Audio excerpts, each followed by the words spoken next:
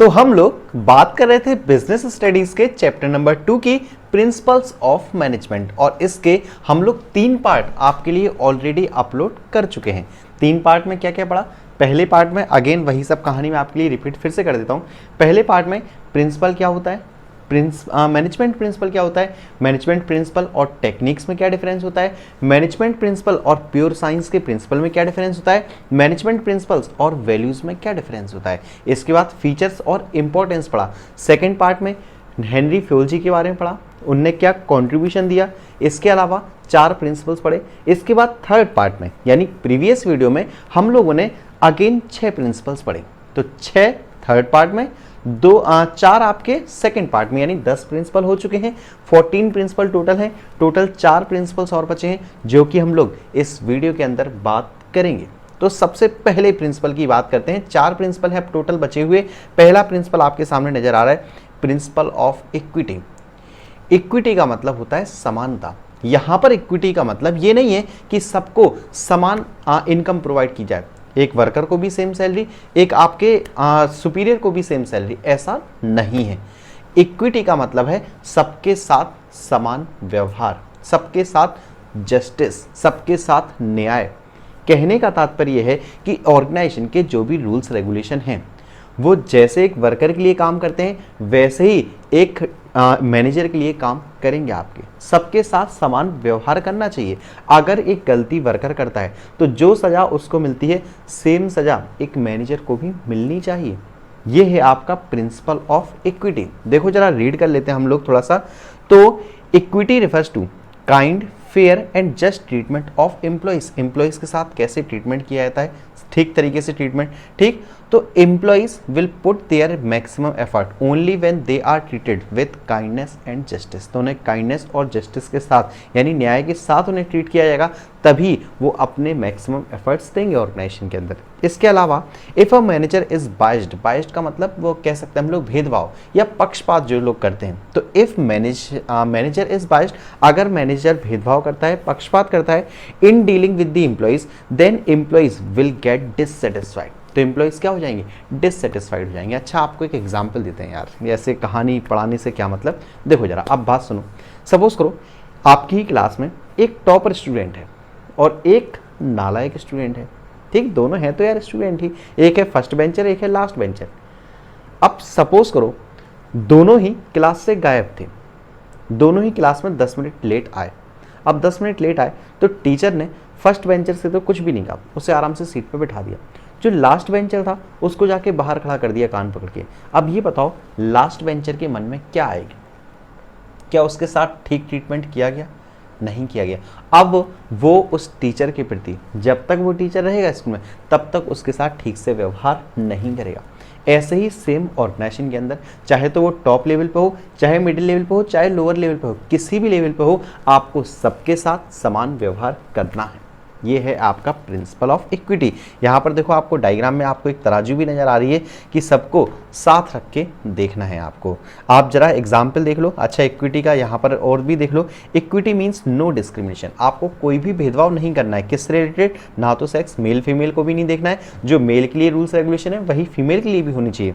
Religion, धर्म के प्रति, लैंग्वेज, कास्ट, बिलीफ और नेशनलिटी यानी राष्ट्रीयता। जैसे कि एग्जाम्पल हम लोगों ने दिया है यहाँ पर, जो आपकी पूनम गांधी बुक में है वही एग्जाम्पल है सेम, कि आपका जो इंडिया के आपके सीईओ की बात करें गूगल की, कौन है आपके, सुंदर पिचाई, और एक और बात की थी सुनील सूद, ये आपके सीईओ हैं वोडाफोन की। अगर सपोज करो नेशनलिटी के आधार पर भेदभाव किया जाता तो क्या ये सीईओ बन पाते, चीफ एग्जीक्यूटिव ऑफिसर? नहीं बन पाते। तो ये आपका एग्जाम्पल दिया गया। जरा इसका हम पॉजिटिव और नेगेटिव इंपैक्ट देख लेते हैं कि अगर आप इक्विटी करते हो, सबके साथ समान व्यवहार करते हो, तो क्या पॉजिटिव बातें रहेंगी। देखो पहली चीज, एम्प्लॉइज आपके मोटिवेट रहेंगे, सेटिस्फाइड रहेंगे। दूसरी चीज, motivate the employees and boost up the moral of the employees. तो पहले में सेटिस्फाइड है, दूसरे में मोटिवेट रहेंगे, उनका मोरल बूस्ट अप होगा, बहुत ज़्यादा अच्छी तरीके से काम करेंगे। जरा वायोलेशन देख लेते हैं कि अगर बाई चांस ये प्रिंसिपल फॉलो नहीं किया गया तो क्या क्या इसके नेगेटिव इंपैक्ट देखने को मिल सकते हैं। तो पहला, dissatisfaction in the employees. Employees आपके डिससेटिस्फाइड रहेंगे। दूसरा इंक्रीज इन टर्नओवर, अब यहाँ पर टर्नओवर इंक्रीज होगा। टर्नओवर का मतलब जो आपका काम है, काम धीरे धीरे बढ़ते जाएगा, क्योंकि जो एम्प्लॉयज थे वो काम स्लो प्रोसेस की तरीके से करेंगे, स्लो प्रोसेस में करेंगे।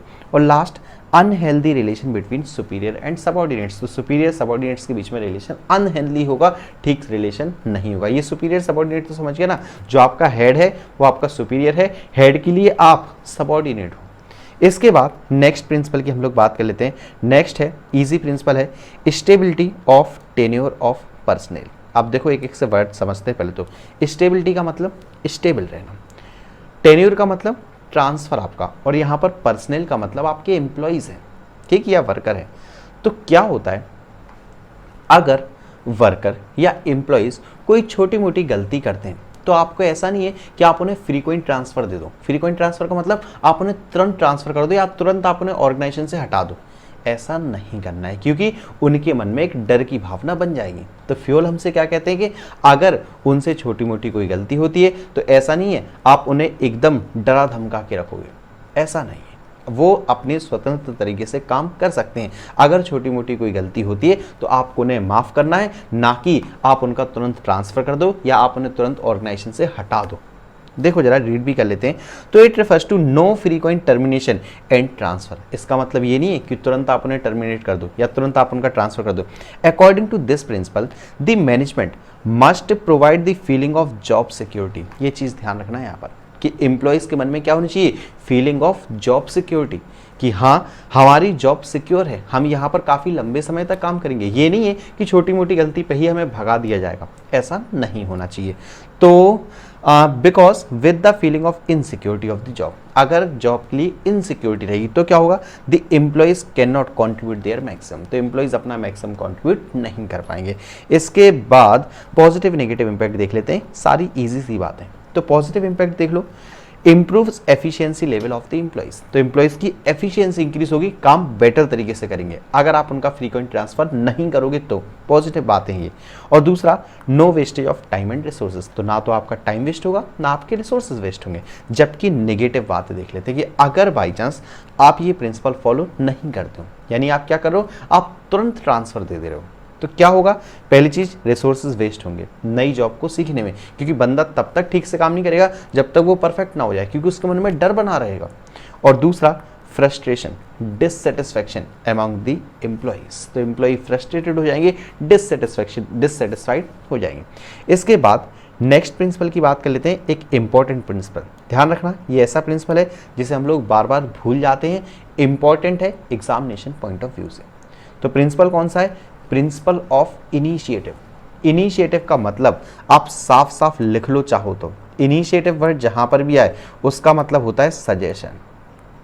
एम्प्लॉयज का मतलब क्या लिख लो आप, सजेशन, ताकि आप लोगों को ध्यान रहे। अब ये सजेशन का मतलब क्या होता है कि जब भी आप प्लान्स एंड पॉलिसीज बनाते हो, जब भी आप प्लान्स पॉलिसीज बनाते हो तो एम्प्लॉयज से जरूर सजेशन ले लिया करो। अगर एम्प्लॉयज से सजेशन ले लोगे तो ध्यान रखना एम्प्लॉय खुद के डिसाइड किए हुए टारगेट पर ज़्यादा फोकस करेंगे, वो लोग ज़्यादा मेहनत से काम करेंगे, क्योंकि आप टारगेट किसी दूसरे ने हमें सेट करके नहीं दिया, टारगेट हमने खुद सेट किया है।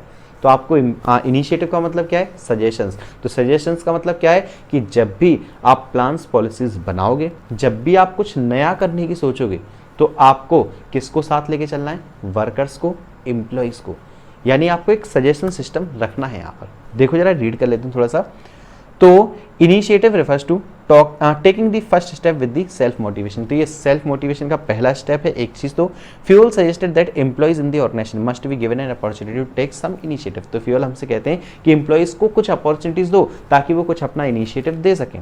तो in making and executing A plan, plan को बनाने में, उन्हें एग्जीक्यूट करने में एम्प्लॉयज अपनी तरफ से कुछ सजेशंस दें, या आपका प्रिंसिपल ऑफ इनिशिएटिव। देख लेते हैं और आगे। It gives immense satisfaction to the employees, तो एम्प्लॉयज को ज़्यादा सेटिस्फैक्शन प्रोवाइड करता है। So managers must welcome suggestion and ideas of employees, तो मैनेजर वेलकम करेंगे उनके आइडियाज और सजेशन को। और हाँ, अगर कोई बेस्ट सजेशन प्रोवाइड करता है तो यार उसे एक छोटा सा गिफ्ट भी बनता है। अब सोचो एक एम्प्लॉय को गिफ्ट मिलेगा तो बाकी जो सारे एम्प्लॉयज होंगे वो भी अपनी तरफ से कुछ ना कुछ नया सोचेंगे, कुछ ना कुछ सोचेंगे ऑर्गेनाइजेशन के बारे में। तो आपको ये सिस्टम जरूर रखना है ऑर्गेनाइजेशन के अंदर। अगर आप चाहते हो कि वर्कर्स एम्प्लॉयज़ का मोटिवेट ज़्यादा रहें, ज़्यादा उनका मन लगे काम में, वो टारगेट को अचीव करें, तो आप उनके साथ इनिशिएटिव यानी सजेशन सिस्टम जरूर रखोगे। इसके बाद आपसे एग्जाम्पल की बात करते हैं तो before setting up of plan the manager must welcome suggestion and ideas of employees to allow their maximum participation. बाकी सब कुछ बात है, ठीक है। चलो पॉजिटिव और नेगेटिव बातों की ऊपर आ जाते हैं। पॉजिटिव चीज़ें कि अगर आप सजेशंस लेते हो एम्प्लॉयज से, क्या पॉजिटिव बातें देखने को मिलेंगी। देखो, पहला, develops feeling of belongingness in the employees. तो एम्प्लॉयज के अंदर बिलोंगिंगनेस की फीलिंग आएगी, वो ज़्यादा से ज़्यादा ऑर्गेनाइजेशन को अपना समझ के वो उसके ऊपर डिसीजन लेने के लिए सोचेंगे। और दूसरा, employees achieve the target on time. तो एम्प्लॉयज जो टारगेट सेट किया है उनने सजेशन देके, उसको जल्दी से जल्दी अचीव करने की कोशिश करेंगे। इसके बाद नेगेटिव इम्पैक्ट, क्या आप अगर सजेशंस नहीं लेते हो तो क्या आपको नेगेटिव इम्पैक्ट देखने को मिल सकते हैं। तो पहला, employees will not work to their best ability. तो वो अपनी बेस्ट एबिलिटी नहीं देंगे। क्यों? क्योंकि यार दूसरे ने तुम्हारे ऊपर थोप दिया है, आप सुनोगे उसकी। आप तो अपने दिन में जैसे काम करते थे वैसे ही काम करोगे, बट अगर आप खुद से सेट करते तो आप बेस्ट एबिलिटी देते अपनी। इसके बाद डीमोटिवेशन अमॉन्ग एम्प्लॉयज। तो एम्प्लॉयज कैसे होंगे? डीमोटिवेटेड होंगे यहाँ पर। चलो एक लास्ट प्रिंसिपल आज की वीडियो का भी, और हम बात करें फ्यूल की, तो फ्यूल के टोटल 14 प्रिंसिपल थे। 14 में से last principle esprit de corps. यहाँ पर भी अगेन मैं कहूँगा आपसे, एस्पिरिट द कॉर्प्स का सीधा सीधा मतलब लिख लो टीम स्पिरिट। अब टीम स्पिरिट तो आप कहोगे सर हम बहुत अच्छे समझते हैं कि सबको साथ लेके चलो, टीम स्पिरिट बना के चलो, कि अगर कोई कमजोर पड़ भी रहा है तो उसको सब कवर अप करके चलो। ये कहलाता है आपका एस्पिरिट द कॉर्प या आपका team spirit. Spirit the Corp में क्या होता है, आपको आई को यानी मैं को कन्वर्ट करना है आपको वी में यानी हम सब में। ये आपका है टीम स्पिरिट, यही आपका है एस्पिरिट द कॉर्प्स, यानी अब मैं अकेला नहीं हूं, हम सब साथ हैं। ये आपका टीम स्पिरिट कहलाता है। ठीक, तो आप कोई भी गेम खेलते हो टीम स्पिरिट होना बहुत जरूरी है। अगर आप ऑर्गेनाइजेशन के अंदर काम करते हो वहां पर भी टीम स्पिरिट का होना काफ़ी जरूरी है। एक एग्जाम्पल देता हूँ, एग्जाम्पल जो यहाँ पर लिखा हुआ उसी को मैं आपको समझा देता हूँ। ठीक, सपोज करो 10 वर्कर थे, हमने उनको टारगेट दिया है 100 यूनिट प्रोड्यूस करने का। 10 वर्कर हैं, प्रोडक्शन कितना करना है? Only 100 unit. यानी अगर देखा जाए तो एक वर्कर को 10 यूनिट प्रोड्यूस करनी है, ओनली एक वर्कर को सिर्फ 10 यूनिट। अब सपोज करो काम जैसे ही स्टार्ट हुआ था, एक वर्कर बेचारा बीमार हो गया या उसको हल्की सी चोट लग गई हाथ में, वो काम नहीं कर सकता।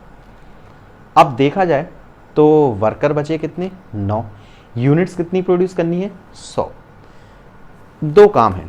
पहला काम ये हो सकता है कि ओनली 90 यूनिट्स प्रोड्यूस करो, 10 यूनिट्स के लिए बहाना मार दो मैनेजर को कि सर नहीं हो सकता, एक वर्कर घायल हो गया। बट अगर टीम स्पिरिट है हम लोग चाहते हैं कि नहीं यार हम 10 साथ में हैं, वो बीमार हो गया कोई बात नहीं, उसकी बदले का हम लोग कर लेंगे, तो क्या फ़र्क पड़ेगा यार, 10 यूनिट हमें बनानी थी ना। अगर आप एक एक यूनिट भी एक्स्ट्रा बनाओगे तो आपका काम कंप्लीट हो जाएगा।